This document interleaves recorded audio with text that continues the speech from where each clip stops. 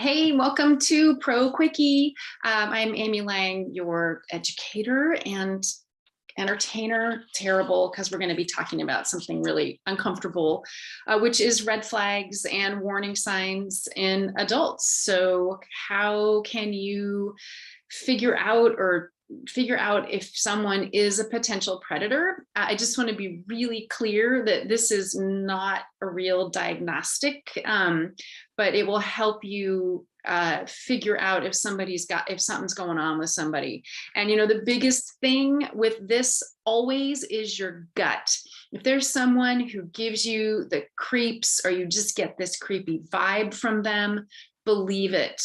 Believe it. It might be that they're a predator. It might be that they're drinking or drugging or have mental health issues. But if there's something about them that you think they're not a safe person around children, then trust it. Trust it. Our intuition is really rarely wrong. So that's the first thing I want to just say that up front. And again, this is not perfect.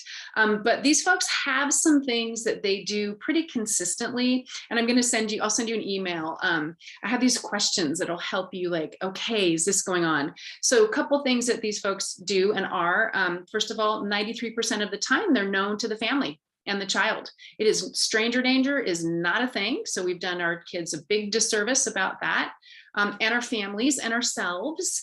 We're worrying about the wrong thing. And it is way easier to worry about strangers than it is to worry about your kid's coach or your cousin or a family member. So that's the first thing. And the next thing is that they are usually white males, male identified, between the ages of like 18 and like 40-ish. So there's 50. So there's this kind of age range.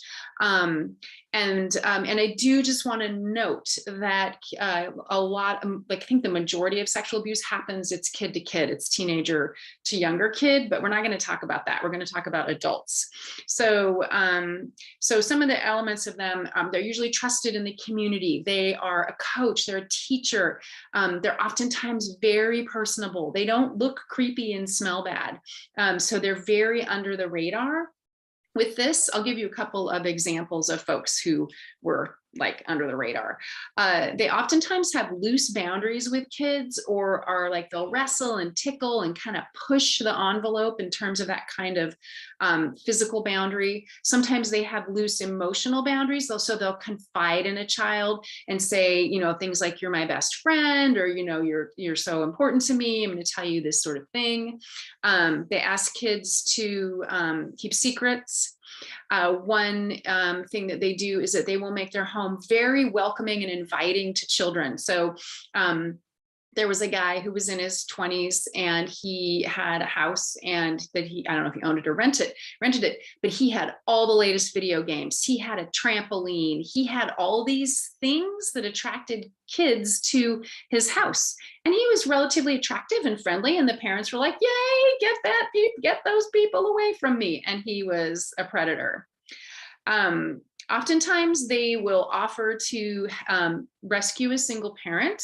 As you know, you may be a single parent yourself. It is hard to be a single parent. And so this person might show up and be like, you need to go to the grocery store, no problem. I'll take your kids home and I'll babysit them. Or so they do this kind of, oh, like, I'm happy to hang out. You go out and have a drink with your friends. And they make themselves very available. This is just like so dumb, but they view child pornography. What? Obviously that's a problem, right? Like, straight up. I don't even know why this is on the list, but it's on the list. They might photograph children for fun. There was a guy in our neighborhood we have a little park near us, and he was taking pictures of the kids, which that's not normal. And if you're going to photograph someone's child, you ask and you have a reason, right? You have a reason. You don't just take pictures of other people's kids. They will oftentimes target a child, and they'll buy them special gifts. They will have a kind of a fascination with that kid, and they'll pay a lot of attention to that kid, and they'll tell that kid, you're my favorite, you're the bestest. that sort of thing. They may be like, and they also may be preoccupied with the child. So like ask a lot of questions about them, compliment the parents, because, you know, usually the people they get groomed first are the adults. So they may talk with the parents about how amazing their child is. Like a coach might say, your child is the best, I don't do sports, the best batter ever. And so I want to give them private batting lessons. Is that a thing? Sure.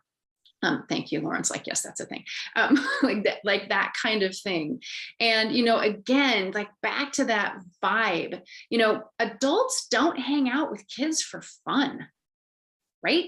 Like, I don't hang out with kids for fun. I love kids, but I wouldn't seek out time to play with and hang out kids if I wasn't related to them, or there wasn't or I wasn't being paid, or there wasn't a good reason. So here's a couple of examples. So in an elementary school here, there was a teacher who, I can't remember what grade he taught, I think second or third, so younger age, and he was beloved. All the PTA moms loved him. He'd be the DJ at the parties. He was really actively involved with the parents and the families. And one day he was at some kind of sports again, soccer game or something, and he ran into a girl that had been in his class. And he said to her, "Hey, would you like to volunteer in my classroom? I'd love to have you." And he was charming, right? And she said, "Oh, sure." And so they exchanged numbers. And so, you know, she told her parents, like, "Hey, I'm going to volunteer in Mr. What's his name's classroom." And so she started volunteering with him. And then she started getting Facebook messages that said things like, "Oh, you're so beautiful," and complimenting her. And I don't know if you're familiar with the book Lolita, but he was like, "You're my Lolita." And it's a story about a guy who's way too old, who has a thing with an attraction and really inappropriate relationship with a 14-year-old girl. So he's saying that, and it's pretty frequent. And she's like, "This is weird." And then at some point he says, "Do you know who this is?" And she said, "Yes." And it was him. It was him. And so this all came out. He did not go through the proper channels to have a volunteer in the school. She was just there volunteering, none of the background check and forms you need to fill out, and like officialness right within the school. So he got canned and convicted. The school, the principal and whoever else was in charge, they got in trouble too. I think they got suspended for a while because they were not aware of what was happening in their school. So that's an example of how insidious this is. And, you know, I wish I could say, like, "Here you go," like, ta-da, creepster, but I can't. And so here's another example from Boys and Girls Club in Seattle. I have permission to tell this. I've trained their staff multiple times. So at one of the Boys and Girls Clubs here, there was a guy who worked there who was really, really great. And he would, and everybody loved him. He'd been there, an employee for a while. And there was a girl who he was close to.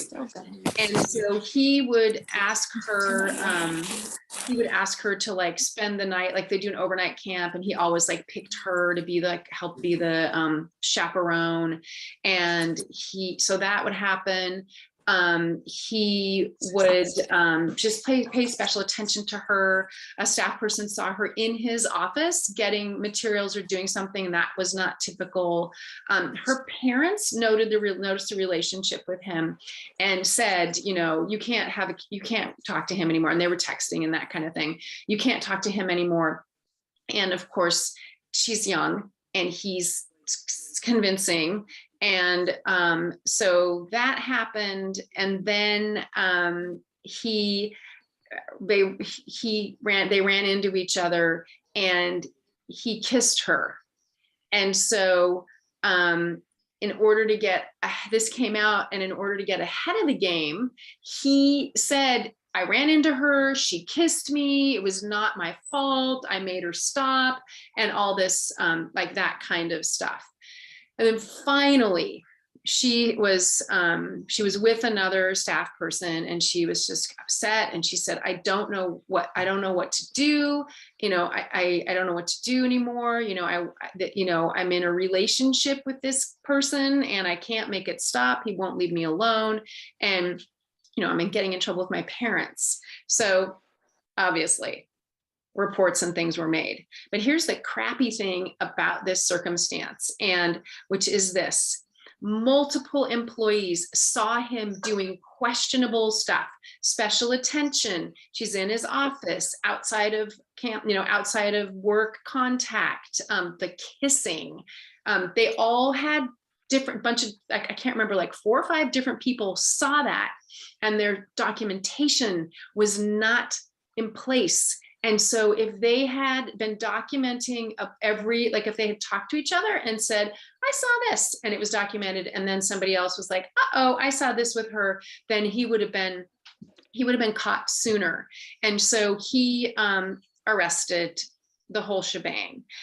So again, an example of like how insidious this is. And, as an adolescent, and he was pretty handsome, it would have been incredibly flattering to have this handsome person who's in a position of power, like, tell you that you were, all that in a bag of chips. And, so that is, those are like examples that are pretty, like, as I'm talking, you're like, because I just went through this list with you, right? So I'm going to talk about one more thing and then take a couple questions. So here's the other thing. Our friend Mary Kay Letourneau. Do you remember her?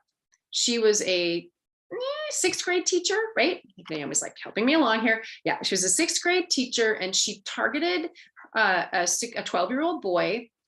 I can't remember his first name. Faludi is his last name. Targeted this 12-year-old boy. So when women are grooming kids, and when women are predators, it oftentimes looks different than how men roll. And there's this thing called, oh crap, I can't remember what it's called. So what happens is that they develop a crush and infatuation with on someone who is younger than them. 12 is like, bleh. But someone's younger than them, usually a teenager, and they are infatuated, and they relive their high school years where they maybe didn't have that happen. And so they have these same feelings as they did as an adolescent, and then they pursue them. And, with a 17-year-old kiddo with a teacher that's older and interested, they won't necessarily see that as problematic. And because he was so young, he would not have any way to discern like this is appropriate or inappropriate. And I think he was probably all the way through puberty, or darn close. And so that whole thing was let's look at the psychology of everything that happened with him. So he was sexually abused. He was, essentially groomed by her, and she did prey on him. But as we know, they ended up married and kids. And again, I don't understand that. So there's a little bit of difference how women work. But, what we're looking for is like, what is she doing hanging out with this kid? Right? Or what is this guy in that neighborhood? Like, why on earth would he have kids come over to his house? And again, we don't want to believe, right? We don't want to believe this is happening. We don't want to believe it's that, that coach or that teacher that everybody loves, but it is. One more thing. I'm always like, Amy's laying. One more thing. Within families, if there is a person that has sexually abused somebody else, maybe it was you or your cousin, or they're going to do it again. They offend like I think it's 200 times before they get caught. So if there's someone in your family or in your friend group where there's been an accusation, they usually did it. You get that ick vibe from them, pay attention. And again, if you know that they did something with someone, then keep kids away from them, and don't be afraid to say, hey, like this is not okay, and to talk about it. Kids have to tell an average of 7 times before they're believed. So if they say, Uncle Creepy touched my hoo-ha, Uncle Creepy touched the hoo-ha. Just believe them. just believe them.